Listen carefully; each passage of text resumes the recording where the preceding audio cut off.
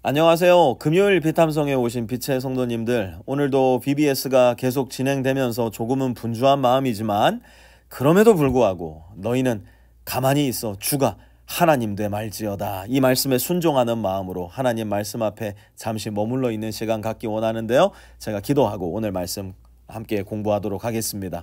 하나님 아버지, 고맙습니다. 우리 인생의 템포는 너무나 분주하고 너무나 바빠서 잠시만 주의하지 않으면 어느덧 하나님의 말씀을 멀리 하고 있고 하나님을 멀리 떠나 있는 우리를 발견하게 될 때가 참 많이 있습니다. 오히려 하나님의 일을 한다고 하면서 정작 하나님을 놓쳐버리고 하나님을 잃어버리는 경우는 또한 얼마나 많이 있었는지요.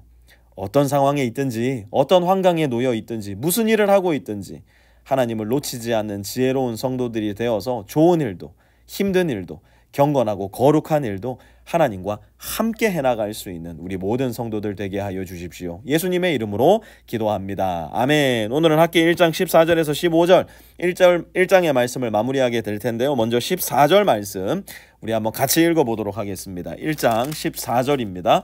주님께서 스알디엘의 아들 스룹바벨 유다 총독의 마음과 여호사닥의 아들 여호수아 대제사장의 마음과 남아있는 모든 백성의 마음을 감동시키셨다. 그래서 백성이 와서 그들의 하나님 만군의 주님의 성전을 짓는 일을 하였다. 아멘. 여러분 잘 보세요. 주님께서 어떻게 하셨다고요? 유다 총독의 마음. 유다 총독은 누굽니까? 곧 정치 지도자이지요.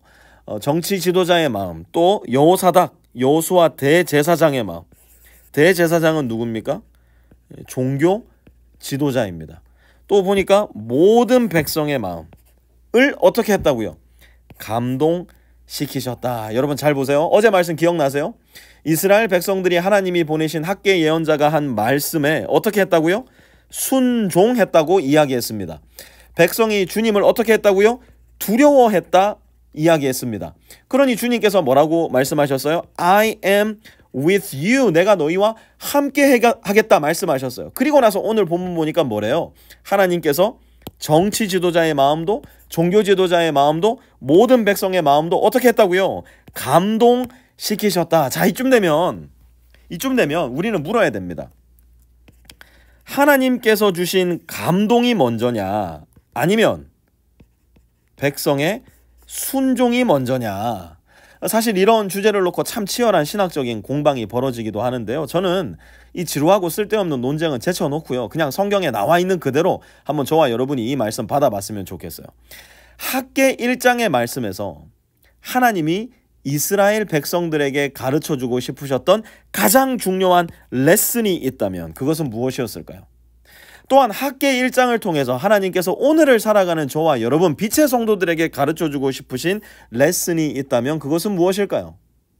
하나님은 내가 너희에게 감동을 먼저 주면 그제서야 너희가 나의 말씀을 듣게 되고 나의 말씀에 순종하게 된다. 혹은 이 순서를 뒤바꾸어서 너희가 내 말을 듣고 순종하면 그제서야 내가 너희와 함께 하기도 하고 내가 너희에게 감동하는 마음을 주겠다. 하나님은 학개 1장의 말씀을 통해서 이 순서를 말씀하고 싶으셨던 것일까요?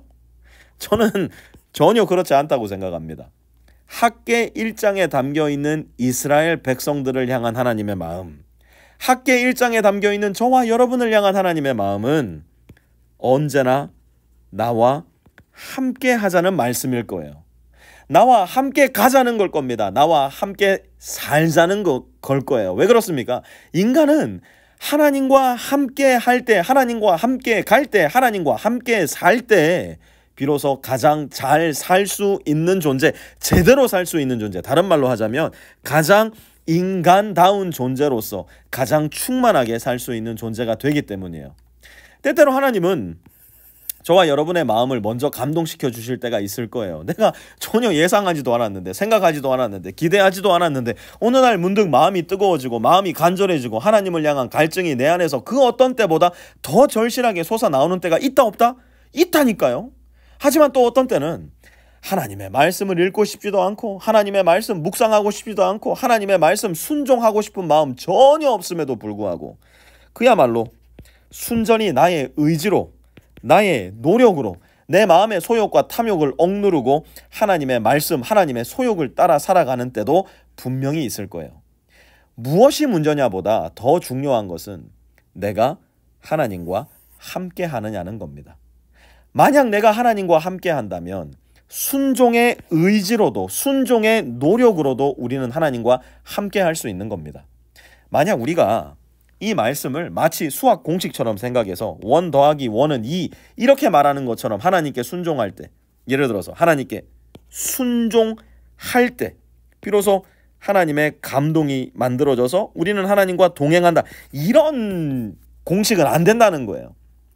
이런 종교의 패러다임을 만들어버리면요, 우리는 교의적으로 혹은 교리적으로는 제법 단단하고 치밀한 사람이 될지는 모르겠지만요, 우리의 삶 가운데 진정 하나님을 경험하고 하나님과 동행함의 추억은 대단히 미미하고 희박한 가련한 그리스도인들이 되고 말 거예요. 그러니 여러분, 이런 순서를 기다리지 마세요. 먼저 순종할 때 감동이 오고 하나님과 동행하게 되나, 아니면 먼저 하나님의 감동이 와서 순종해야 하나님과 이거 순서 따지지 말라는 겁니다. 하나님이 감동 주실 때까지 머뭇거리지 마세요. 들려온 말씀이 있다면 그 말씀에 순종하십시오. 애를 쓰십시오. 의지를 가지십시오. 하나님은 그런 우리를 결단코 홀로 내버려 두지 않으실 거예요. 하지만 정반대편에 서서 도대체 힘이 나지 않고, 도대체 용기가 생기지도 않고, 도대체 의지가 생기지도 않으며 믿음이 생기지도 않아서 나홀로 눈물 짓고 있는 그때, 이 순간에도 하나님은 우리를 결단코 홀로 내버려 두지 않으시고 우리도 모르는 사이에 우리 마음 깊은 곳까지 들어오셔서 우리의 마음을 감동시키시고 우리의 지친 무릎을 일으켜 세우실 겁니다.